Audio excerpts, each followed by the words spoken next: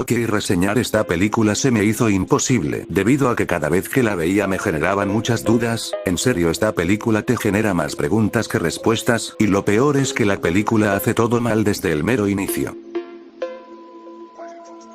Star Wars: El ascenso de Skywalker es una nefasta experiencia de inicio a fin. Sé que estoy dando conclusiones apresuradas, así que trataré de explicarme mejor para que entiendan el por qué he llegado a dicha conclusión.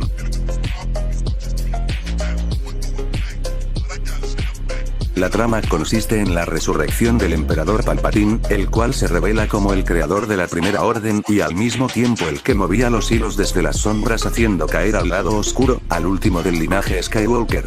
Para que lidere la orden final, al mismo tiempo Rey entrena con la princesa de Alderaan Leia Organa para convertirla en una poderosa Jedi y detenga a esta nueva amenaza. Ok, quiero aclarar unas cosas, la resurrección del villano principal no es algo que Disney se haya sacado de la nada.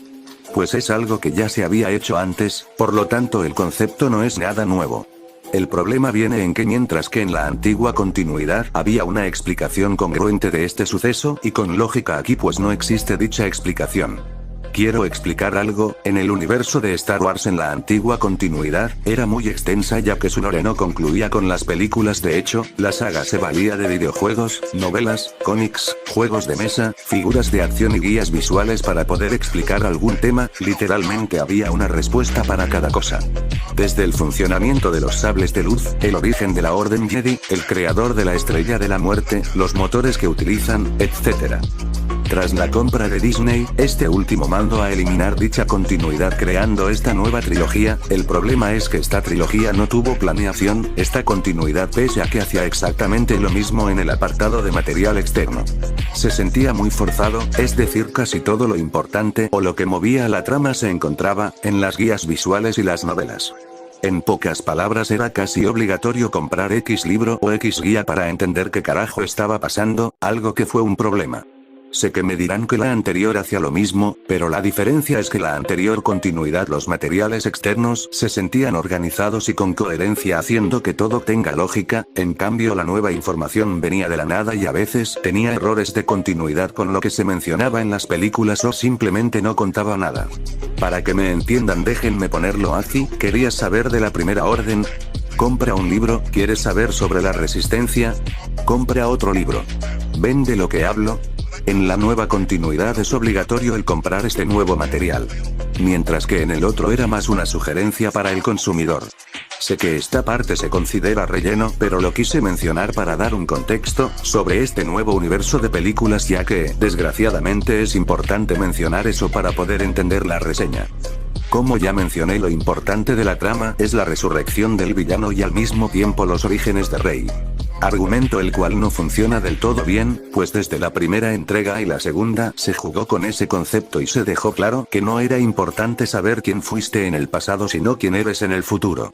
Pero ese hermoso mensaje es mandado a tomar por saco, ya que al parecer sí es importante el origen de este personaje que fue en un inicio presentado como un lienzo en blanco, para que pueda desarrollar bien su trama.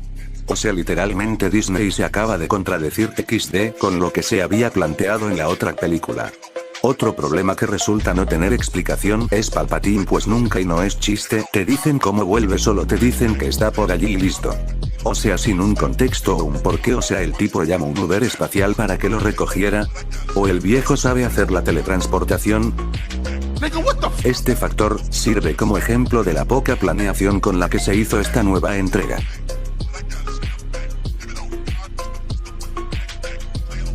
Normalmente diría este apartado después los puntos malos y por último mi conclusión. El problema viene en que los puntos buenos de la cinta son muy pero muy pocos. Diría que los puntos buenos son meramente visuales y los efectos sonoros, lejos de eso nada. En serio, es uno de esos casos donde los pequeños detalles son opacados por los grandes fallos que tiene.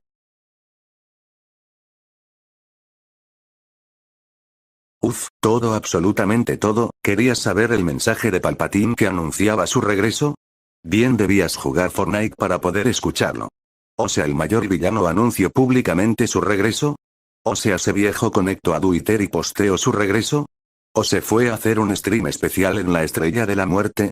Ni idea. Los villanos en la película no sirven para nada, en serio, sé que son los malos y por ende deben de perder contra los buenos, pero estamos hablando de unos sujetos que se presumían ser la evolución del imperio y que esta vez no cometerían los mismos errores de sus antepasados.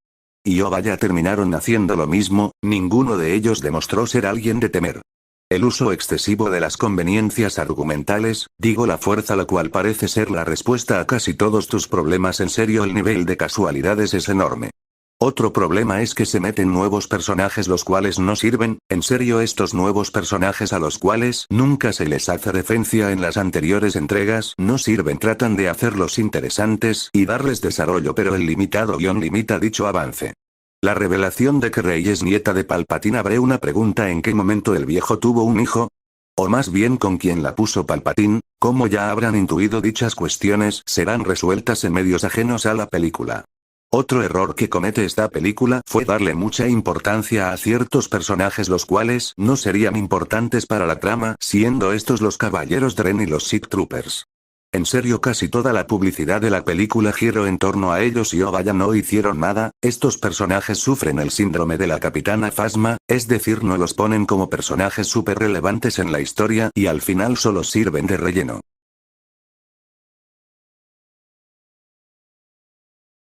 En mi opinión la película es mala, absolutamente mala, no puedo creer que esta película vaya a ser el desenlace de la saga. No tengo nada más que decir sobre esta película, la verdad no vale la pena verla.